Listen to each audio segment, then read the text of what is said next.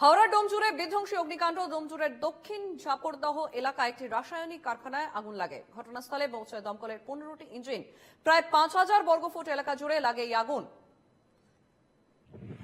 হাওড়ার ডোমজুড়ে বিধ্বংসী অগ্নিকাণ্ড।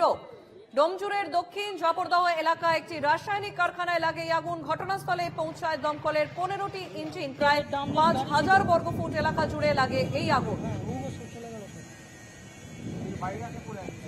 আমাদের সঙ্গে সরাসরি রয়েছেন প্রতিনিধি অর্পণ সিংহ। অর্পণ, হাওড়ার ডোমজুড়ে বিধ্বংসী অগ্নিকাণ্ড এবং একটি রাসায়নিক কারখানায় এই আগুন লাগে বলেই জানা যাচ্ছে। ঠিক কি থেকে লাগলো এই আগুন এবং ক্ষয়ক্ষতির পরিমাণ কি, সেখানে কি জানা যাচ্ছে? দেখো, যেটা প্রথমে তোমায় বলি যে দুপুর 3:30 নাগাদ এই ঘটনাটি ঘটে এবং সেই মতোই যেটা জানা যাচ্ছে যে এখানকার যে স্থানীয় বাসিন্দারা যেটা জানাচ্ছেন যে এটি একটি রাসায়নিক কেমিক্যাল তৈরির কারখানা এবং এখানেই যে কারখানায় সেই সময় শ্রমিকরা কাজ করছিলেন এবং হঠাৎই আগুন লেগে যায়। ফলে কার্যত যে সমস্ত আশপাশের মানুষজন তারা কিন্তু ছুটে আসেন আগুন নেভানোর কাজে, কিন্তু তারা প্রথমে হাত লাগান। আমি দূর থেকে সেই ছবি দেখানোর চেষ্টা করছি, তুমি দেখতেই পাচ্ছ যে এতটা দূর থেকে তার যে বিধ্বংসী আগুন, সে কিন্তু তার একেবারে কালো ধোঁয়ায় কিন্তু পড়ে গেছে পুরো আকাশ, তুমি দেখতেই পাচ্ছ।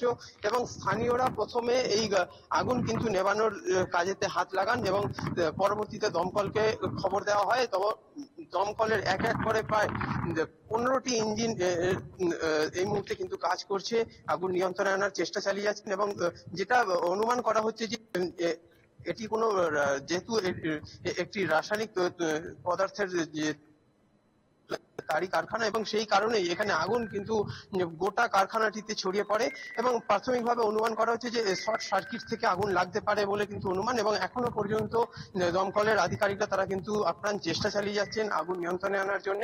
এবং তুমি দেখতেই পাচ্ছ সেই ছবি, আগুন এর ভেতরে এতটাই যে রাসায়নিক পদার্থ এবং আরো বেশ কিছু জিনিসপত্র রয়েছে, দ্রব্যপদার্থ, সেই কারণে কিন্তু আগুন ব্লাস্ট হয়ে যায়।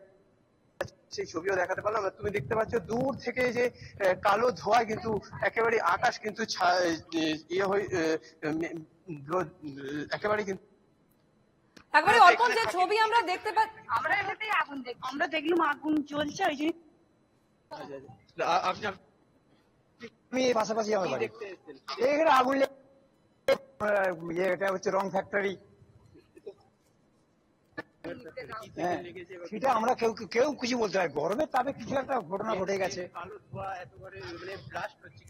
হ্যাঁ, মিডিয়ার সাথে কথা বলছি, মিডিয়ার সাথে কথা। দেখো, একেবারেই তুমি দেখতেই পাচ্ছ যে কারখানার যে সেই ভয়াবহ আগুনের প্রভাব এখনো সেখানে রয়েছে। দমকলের তরফ থেকে 15টি ইঞ্জিন সেখানে। তার কারণ হচ্ছে যেহেতু তারা এই মুহূর্তে ব্যস্ততার মধ্যে রয়েছেন, তবে 15টি ইঞ্জিন এই মুহূর্তে কাজ কারখানাটিতে, সেই কারণেই এখনো পর্যন্ত প্রায় 15টিরও বেশি ইঞ্জিন কিন্তু কাজ করছে। আরো কয়েকটি ইঞ্জিন কিন্তু আসতে পারে।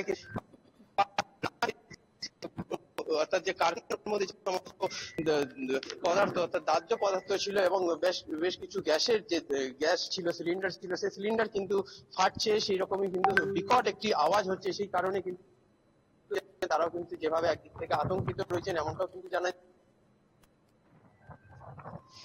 দেখো, একেবারে আশেপাশে যে সমস্ত মানুষজন ছিলেন, অর্থাৎ বসতিপূর্ণ এলাকা, তাদের কিন্তু কোনো ক্ষয়ক্ষতি এখনো পর্যন্ত কিন্তু জানা যায়নি। তবে যেটা জানা যাচ্ছে যে এই কারখানাটির আশপাশে কোনো কারখানা সেরকম ভাবে কিন্তু না থাকলেও, তবে অনুমান যেটা করা হচ্ছে যে অন্য কোনো কারখানায় বা অন্য কোনো যে সমস্ত বসতি রয়েছে, বসত বাড়ি, সেই বাড়িগুলিতে কিন্তু আগুন লাগতে পারতো যদি স্থানীয়রা যেটা। বেশ, একেবারে আমরা দেখতে পাচ্ছি সেই ছবি। অর্পণ, তুমি নজর রেখো খবরে, পরে আপডেট নিয়ে আবার আসবো তোমার কাছে। আপাতত ধন্যবাদ তোমাকে।